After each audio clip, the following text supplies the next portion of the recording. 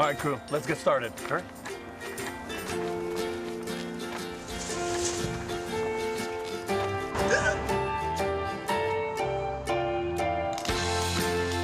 Don't ignore the law. You must call 811 at least 2 to 3 days before any digging project so you can avoid hitting our essential buried utilities. For digging projects big or small, make the call to 811.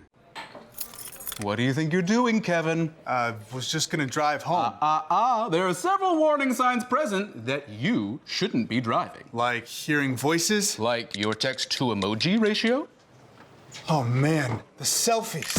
Selfie, nailed it. We all have warning signs that let us know that we're probably not okay to drive. Mine is pretending to be your subconscious. Craig, come on man, let's split a ride home.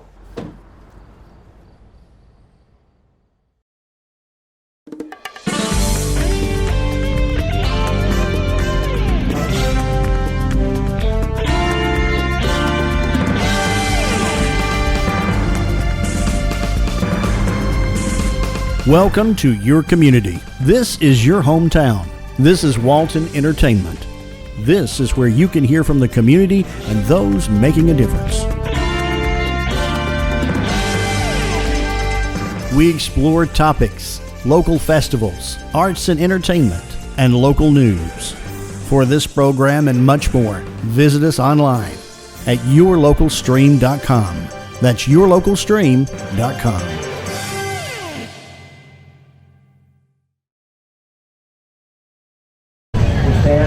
Salute at the call of the arms.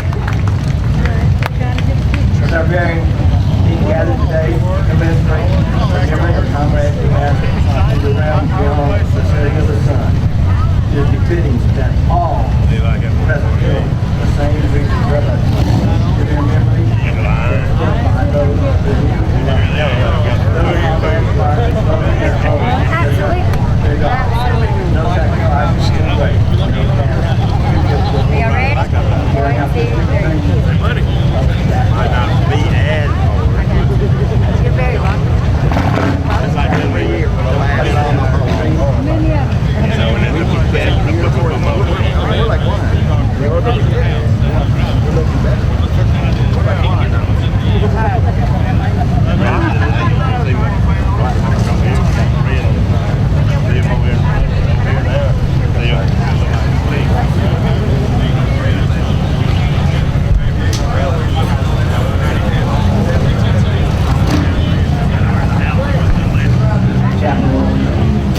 Let us pray. Our most gracious Heavenly Father, we lay this wreath for all those who died, picked up. All over the battlefield since early in the Revolutionary War, all the way to now. Each and every day, there are people that stand up for this country. They're not divided. They're willing. We ask, dear Lord, that you now, as you have promised, is that if they lay down their life for their brother, they will be with you. We ask, dear Lord, now that you tell each one of them for us how thankful we are and how much we appreciate the sacrifice they were willing to give. In your most gracious and holy name we pray. Amen. Amen.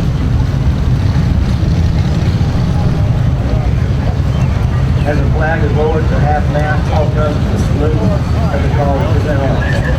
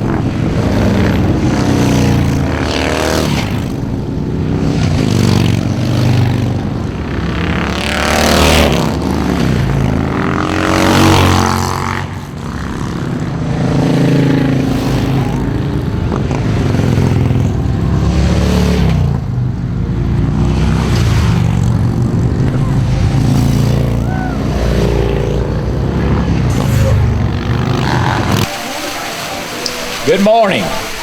I'm Steve Brown, and I'm a trustee of the Historical Society of Walton County, and I'm the historian with the Monroe Museum. And on behalf of those two organizations, as well as the FW Post 4421, American Legion Post 233 and 64, and the Matthew Talbot chapter of the DAR, I'd like to thank you for your presence here today. If you are able, would you please stand for the presentation of the colors, followed by the Pledge of Allegiance.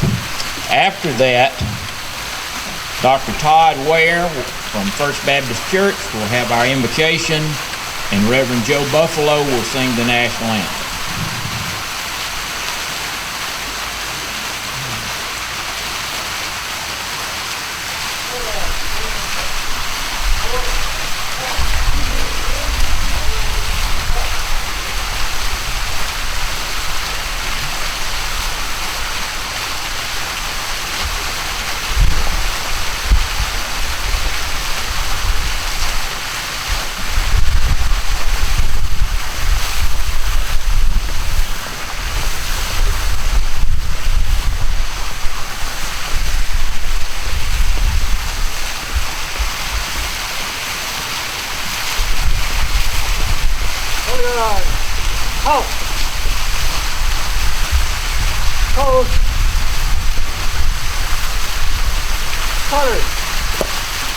Present arms.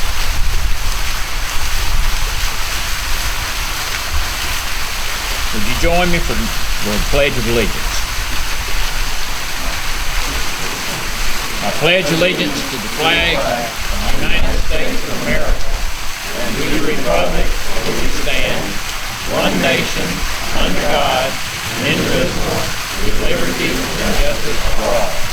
Ready, shoot. Left face. Forward, march.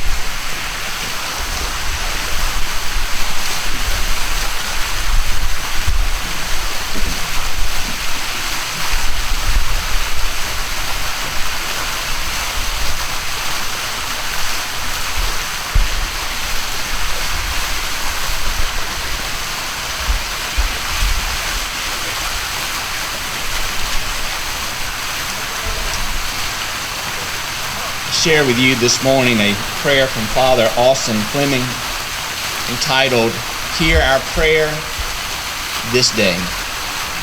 Would you join me in prayer? In the quiet sanctuaries of our own hearts, let each of us name and call on the one whose power over us is great and gentle, firm and forgiving, holy and healing. You who created us, who sustain us, who call us to live in peace, hear our prayer this day. Hear our prayer for all who have died, whose hearts and hopes are known to you alone. Hear our prayer for those who put the welfare of others ahead of their own, and give us hearts as generous as theirs. Hear our prayer for those who gave their lives in the service of others and accept the gift of their sacrifice. Help us to shape and make a world where we will lay down the arms of war and turn our swords into plowshares for a harvest of justice and peace. Comfort those who grieve the loss of their loved ones, and let your healing be the hope in our hearts. Hear our prayer this day, and in your mercy answer us. In the name of all that is holy, the peace of God be with you. In the name of Jesus we pray. Amen.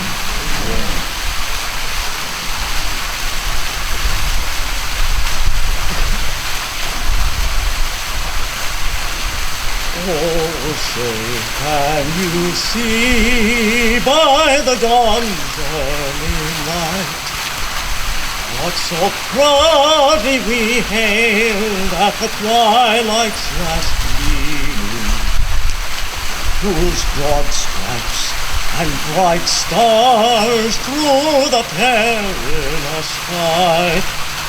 Oh, the ramparts we watched were so gallantly streaming, and the rockets' red glare, the bombs bursting in air, gave proof through the night that our flag was still there. Oh, say, does that star-spangled banner yet wave o'er the land of the free and the home of the brave?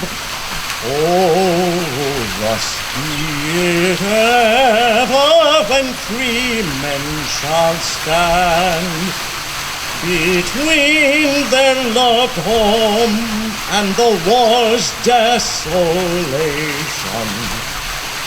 Blessed with victory and peace, may this heaven-rescued land praise the power that hath made and preserved us a nation. Then conquer we must, when our cause it is just, and this be our motto: in God is our trust.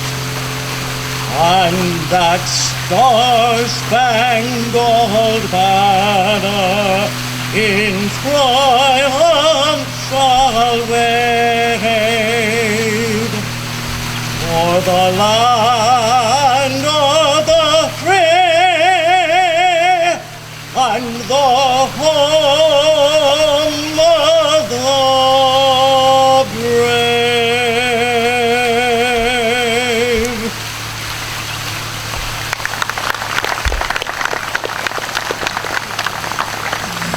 You may be seated. Now, David Thompson, our County Commission Chairman, will have a few words of welcome. I want to thank everyone for coming out tonight. Today. The Board of Commissioners and myself welcome you to this facility. I see Kevin Little here. He was instrumental in having this built, and I'm going to thank Kevin for doing that. It's an asset to the county to have this. We have the courthouse open if anyone needs to use the restroom for your convenience, and welcome. And let's proceed on. Thank you.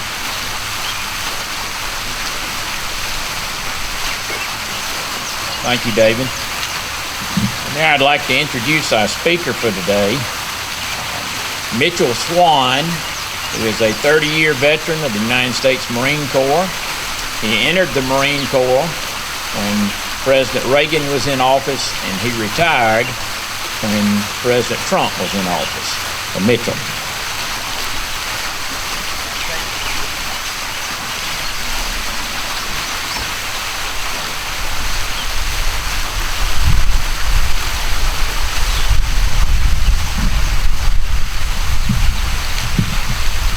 All right, good morning. Good morning. Thank you all so much for showing up today. This is a tremendous honor for me, and I mean that most sincerely. I am absolutely humbled given the absolute volume, the so many absolute respected patriots and veterans that live here in Walton County. So I will try to live up to this very important day. So I'm Colonel Mitchell Swan. Can you all hear me in the back? All right. This Memorial Day, I want to touch on 3 points with you this morning. Number one, the sacrifice of our fallen soldiers and veterans, our responsibility to them, and third, I want to give you a little lesson that we can take away from the famed Miss Moena Michael. Today we pay homage and reverence to our fallen heroes, not to just their ultimate sacrifice, but to love. We are here today to remember real love. Jesus Christ taught these words, Greater love hath no man than this, that a man lay down his life for his friends. Imagine that. No greater act of love than laying your life down for another. Christ not only taught this lesson, he performed it. He voluntarily laid down his life not just for his disciples and his friends, but for all mankind, every generation, forever, laying down his life so that all of God's children should live. This is what our fallen service members have done. Their sacrifice was for the benefit of every American, not just the ones they knew, but for the generations they would never meet. There is no greater act of love than this, and it's not just a gift. Many refer to these sacrifices as a gift of love, and I know that I have too, but it is more than a gift. It is an heirloom. And what's an heirloom? It is a gift that one generation passes on to another generation in perpetuity. And it only takes one generation to fail in bestowing the gift to the next for that legacy, that gift, that love to be gone and lost and broken forever. We have a responsibility to pass on to others what they gave us. And we must be willing to pay the same price they did. If you won't die for freedom, then you don't love freedom. You might like it, but you don't love it. You might appreciate it, but you don't love it. If you won't die for this nation, then you don't love it. If you won't die for children, then you don't really love them. Conversely, if a person is unwilling to confront evil when they see it, they don't hate evil. They may not like evil, but they don't hate it. If a person can stand and watch outside a schoolhouse while children are being shot in Texas, they may not like evil, but they don't hate it. Or even worse, they're cowards and they're afraid of it and they won't face it.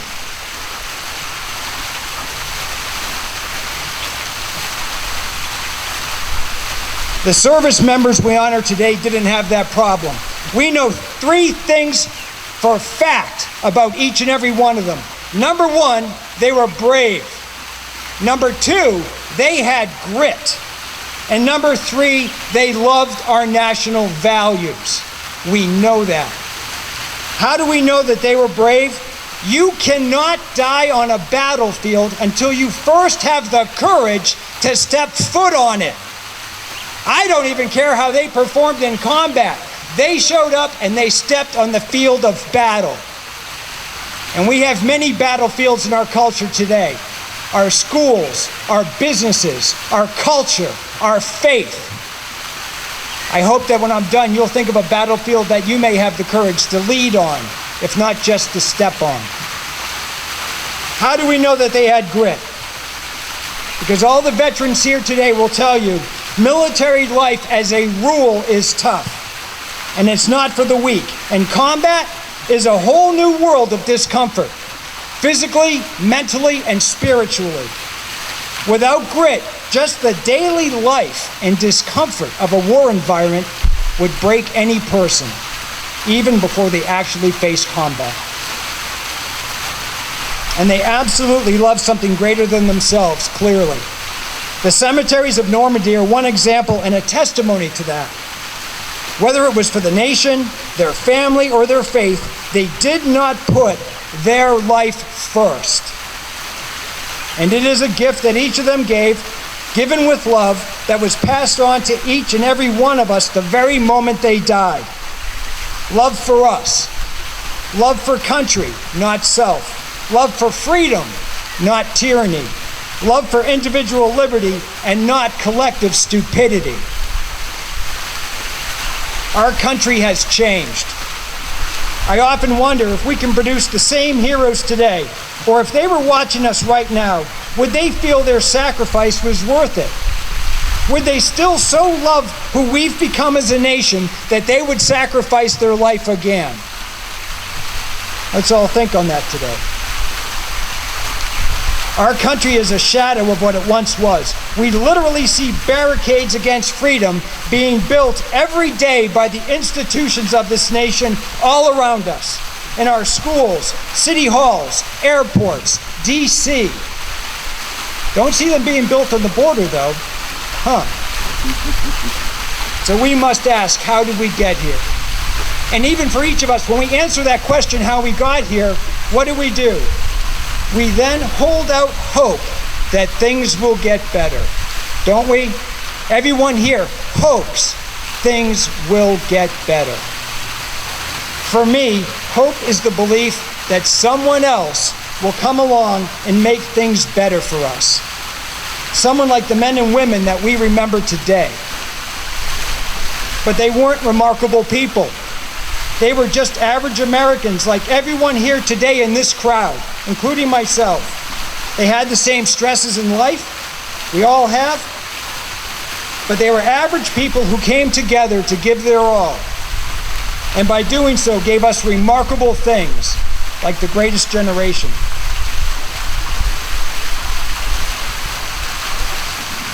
Courage is contagious, especially when something is worth fighting for. Those service members rose to the occasion of their circumstances to make things better. In World War I alone, 2 million Americans volunteered for military service. As many also did after Pearl Harbor, and in fact, even the lines at our recruiting stations after 9/11 were so incredible and overwhelming, we had to turn them away. And they did that even though they knew by volunteering that could mean death. And for those that we remember today, it did. If you feel our nation and our culture is collapsing around us, that we are not passing the heirloom of freedom to the next generation as I do, remember this. Our country is not collapsing because so many more people are doing bad things. It's because so fewer Americans are stepping up and doing great things. One of my favorite Psalms is this: the righteous woman builds her house, but the sinner by her own hand tears hers down. We're builders, they're sinners. Tearing things down is what they do. Building things up is what we do. Focus on our job. Don't be distracted by theirs. Life's not easy, it's hard. So we must be harder. We must have grit. We must have bravery. Yes, today we recognize and acknowledge the sacrifices of fallen men and women of the armed forces, but we only remember them by our thoughts and reflections. If you truly want to honor them, listen to me, if you truly want to honor them, you do it by your actions. Living, nurturing, and defending the very country and ideals they sacrificed for. And even the smallest action can make a big impact.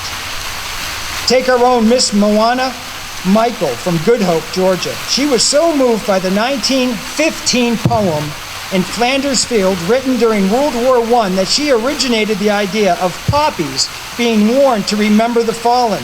Her small act, funded by $10 of poppy flowers, influenced the entire Western world and how we commemorate Memorial Day, from Western Europe to Canada to the US to Australia.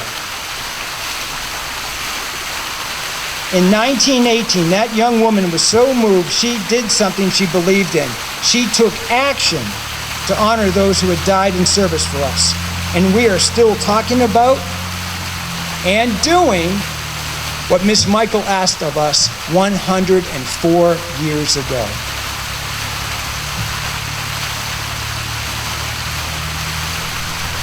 For me, most of my life in service was not motivated just by reasons, but rather by names. Why did I recently run for office or serve 30 years in the Marine Corps? Let me share a few names with why I did that on this day. John Bunacore. John Bunacore was an elementary school friend of mine. I had moved to a new town. I was 8 years old. He befriended me. We met at summer camp, and we were in 3rd grade together. At age 20, in December of 1985, John was killed in the Rome airport by Muslim terrorists. It was known as the Christmas Day Massacre.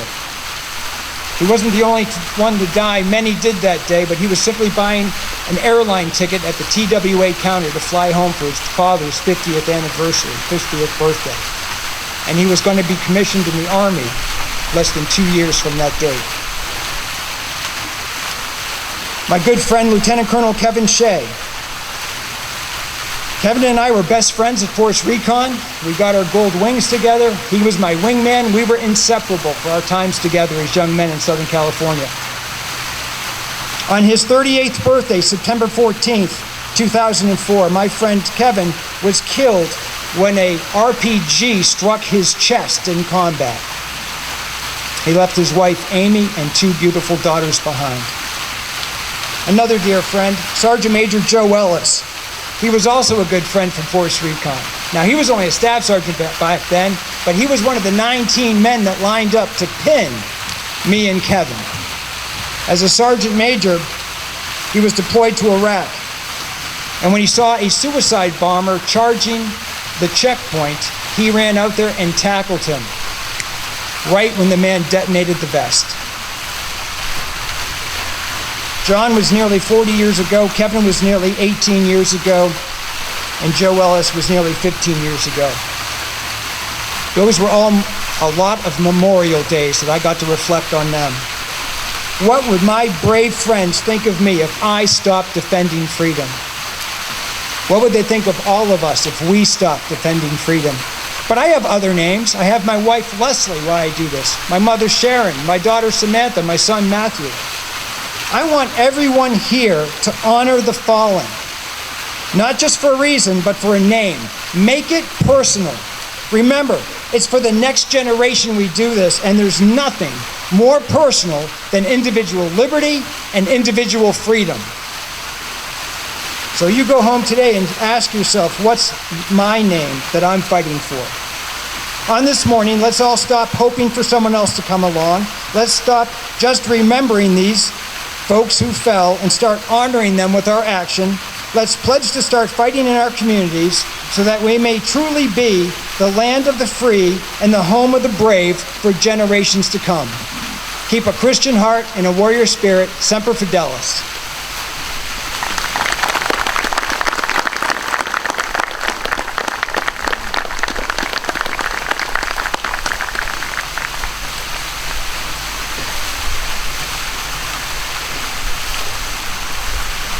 At this time, we would like to take a moment and honor all of our veterans that are present today. So at this time, if you would stand and be recognized.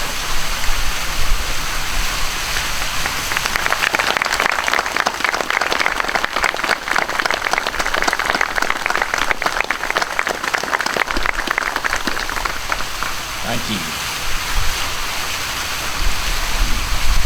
Now VFW Post 4421 will present the Memorial Day wreath.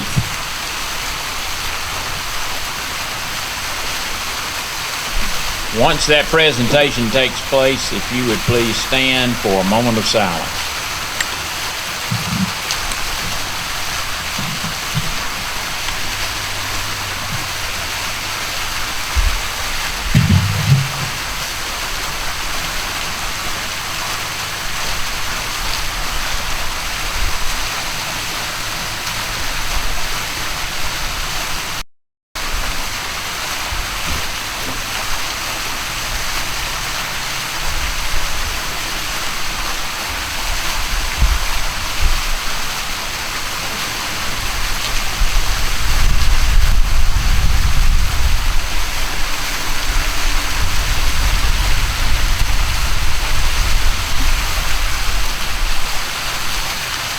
If you would join me in a moment of silence, and that will be followed by the playing of taps.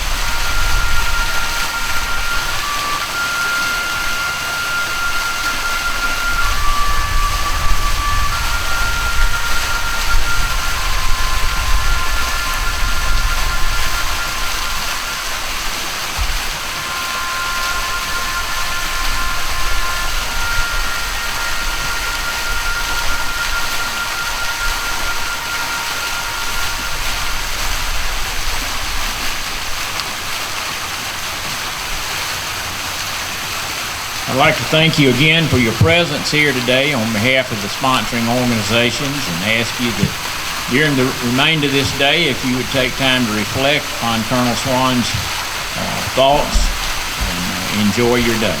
Thank you.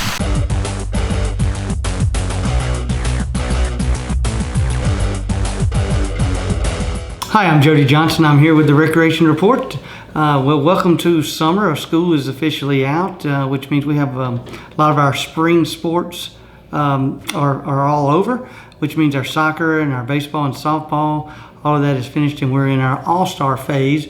So good luck to those teams that we play in and representing Walton County in a lot of events, and the pre-Tri-County for the girls, and the Tri-County, which is part of Gwinnett, Barrow, and Walton.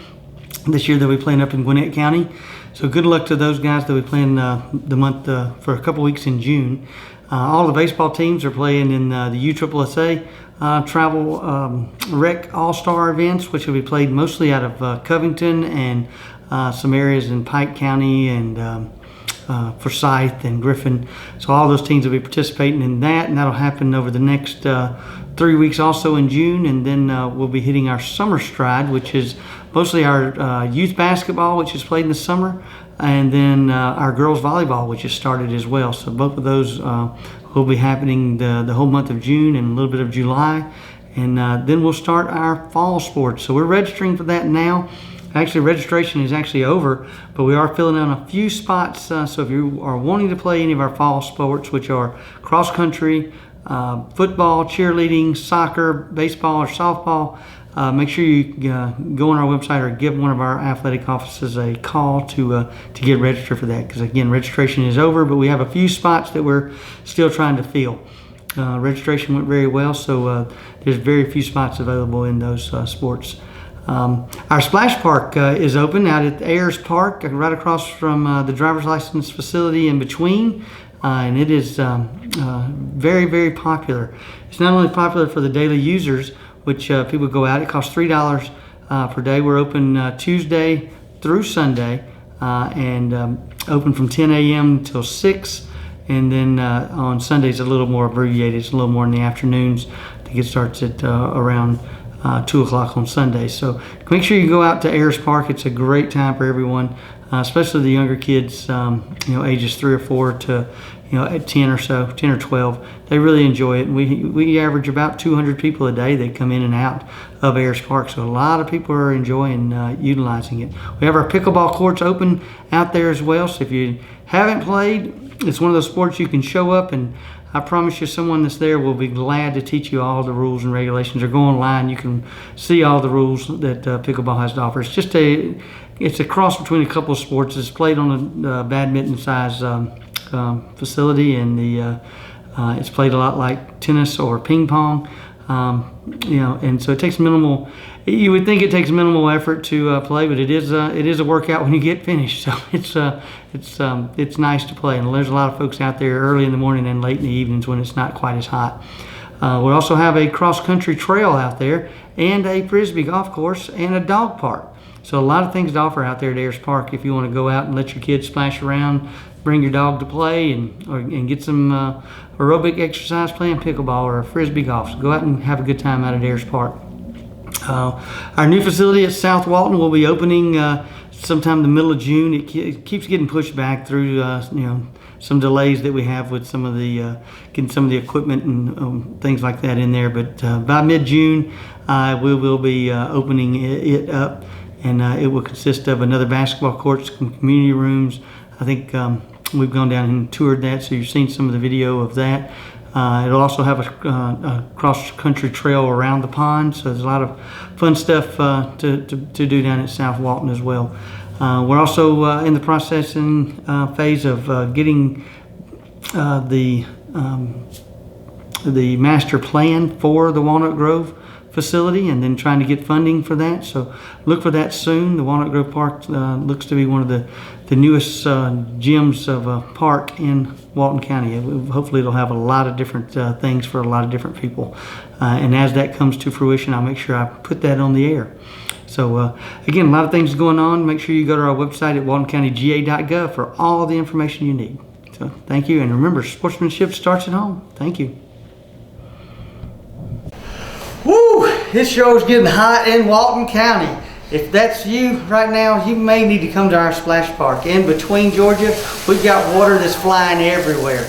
It's going down and getting recirculated and coming back. And even if you're not in the water and you're bringing a child that's wanting to run around, sometimes if you just get downwind, you'll get some of the mist on you. So it's a great place to go. Let your kids have fun, cool off, and it's very, very affordable. We're doing it for $3 per kid. You can come out. We've got some folks that are there supervising. As long as you're 16 and up, you can bring a child and supervise them. It's a great place to have some good entertainment during the day. We're open from 4 to 6 most nights when school is in. We're open from 10 to 6 when school is out for the entire summer. The only day we're closed is on Monday. On Saturdays 10 to 6, on Sundays 1 to 5.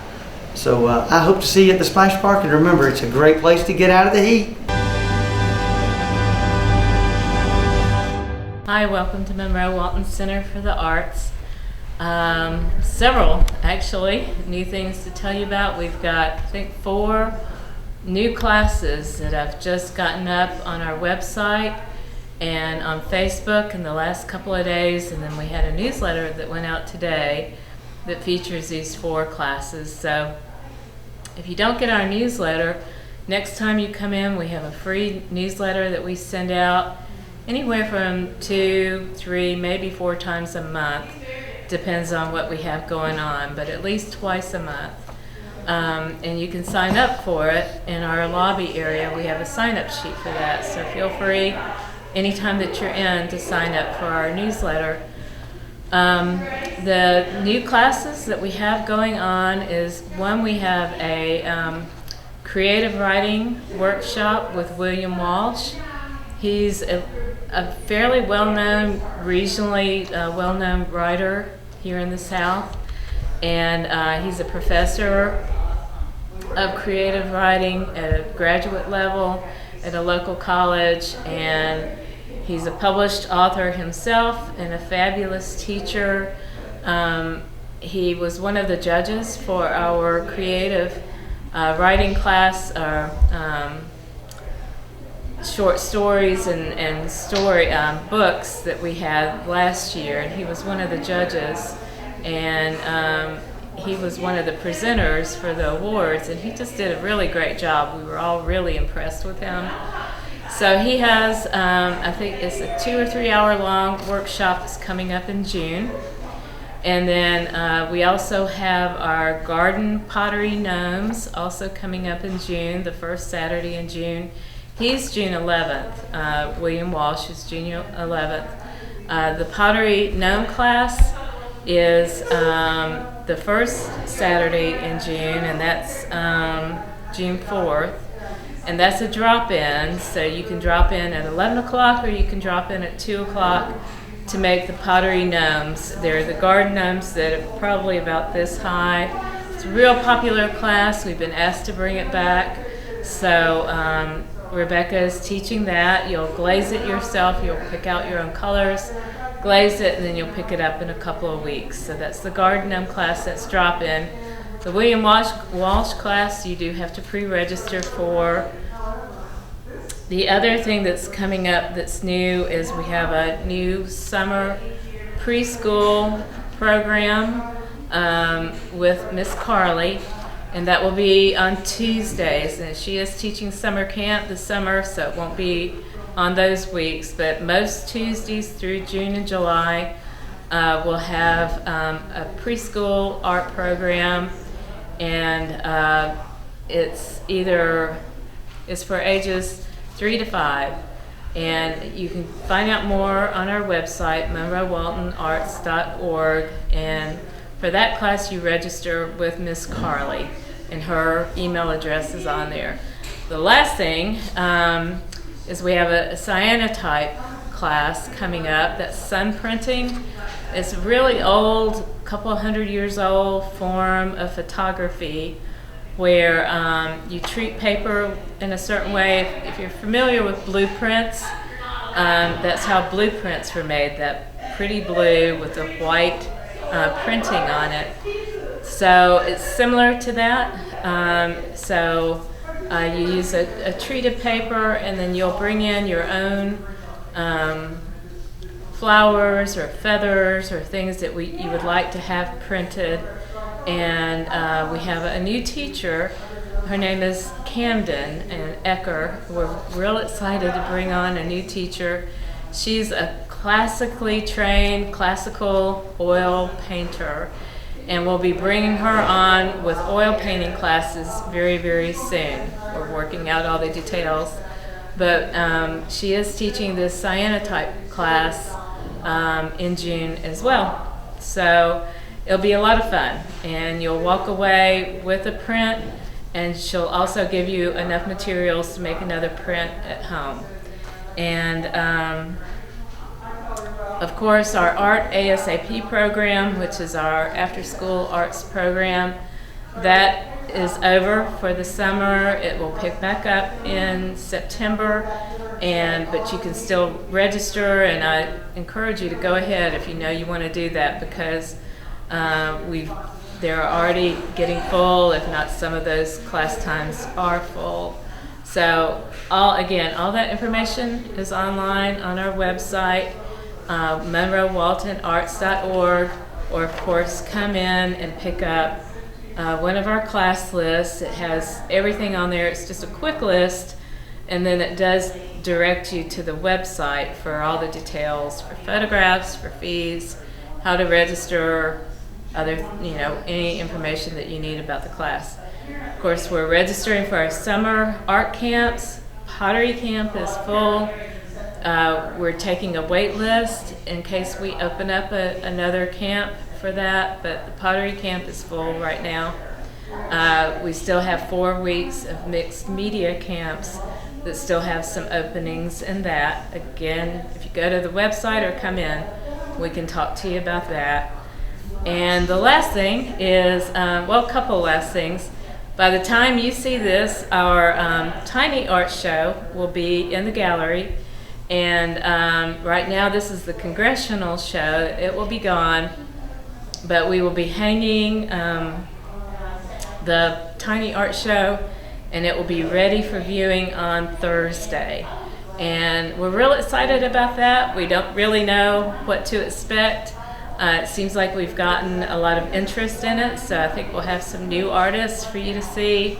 And tiny art, it just means that it's 8 inches or smaller, and that makes it affordable, and it makes it fun, and little pieces that you can pick up just to brighten a corner of your home or your office. So we hope you'll come see that. That show will be here through, I think it's July 7th. So it will be ready for viewing Thursday. It'll be here throughout the rest of May, June, and then through July 7th. And then the last thing is Monroe Blooms, of course, is coming up. That's the next big kind of Monroe-wide event that will be here in town. And here at the Art Center, we'll have at least 2 workshops. We'll have a flower canvas painting class for kids. And then Rebecca will bring back her super popular garden stake class where you can make a sunflower. If you've been here before and you've made a sunflower in the past, she's got an alternative flower that you can make, a daffodil. So that's on June 18th in Monroe Blooms. Things will be going on all over town. Here also at the Art Center, we'll have kind of the beginning of a baby art festival. So I think I've got at least 17 booths signed up right now, tents that will be outside. And we'll have artists and makers outside selling their wares. So it'll be a fabulous day to get out, shop our artists, shop our makers, and support them, see what's going on in the town. There'll be competitions and floral arrangements and all kinds of things going on with blooms. And I think workshops that the city also will be having. So come see us, pick everything up. I know it's a lot. It's a lot of information. But it's all on one page, or you can go on our website, MonroeWaltonArts.org. We'll see you soon.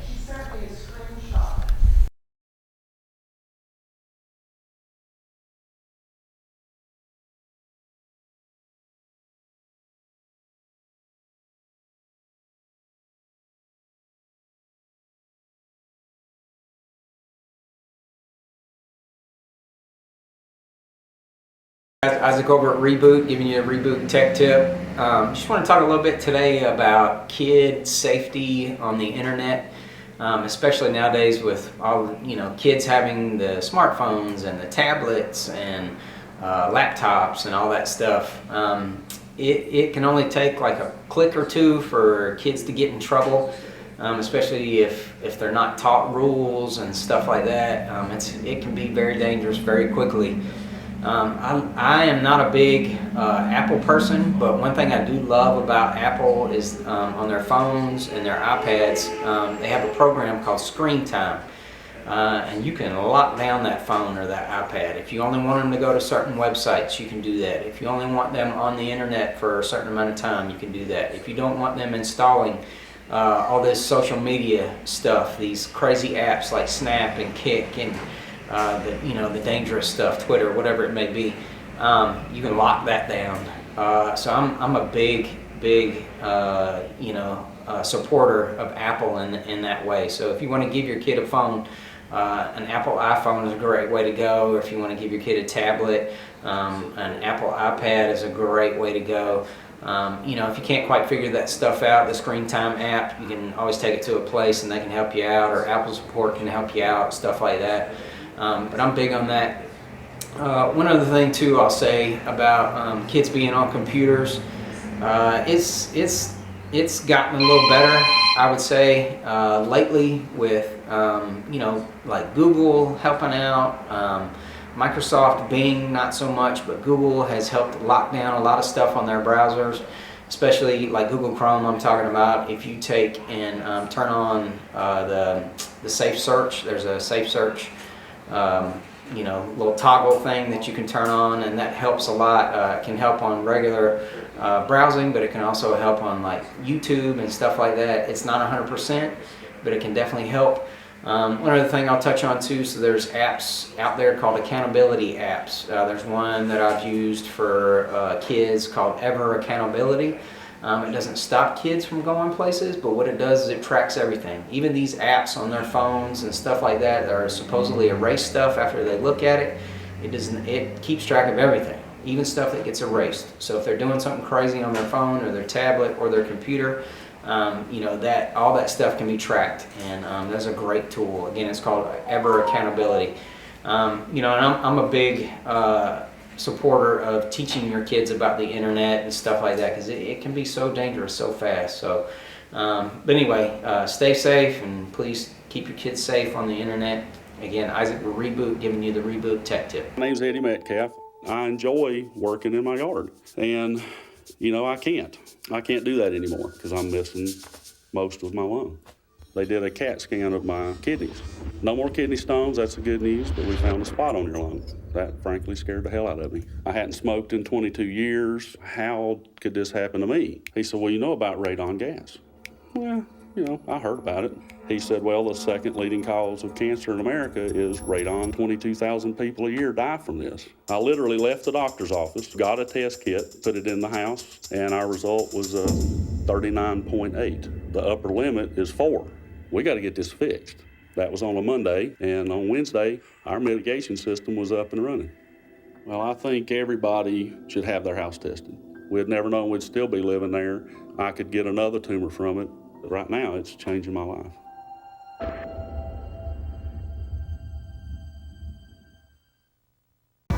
That's why I'm never gonna let you go. Never gonna let you go. Babe, I'm never gonna let you go. No, never gonna let you go. Here you go. Thank you. Thank you. Never gonna let you go. Never gonna let you. We worked our whole lives to save, just to spend it on time.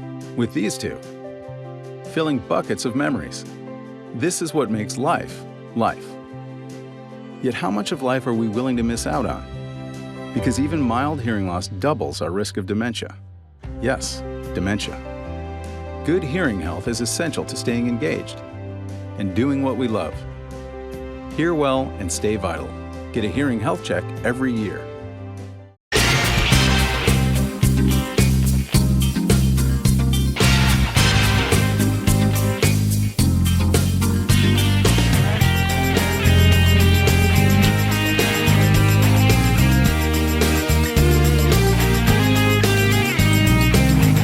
Welcome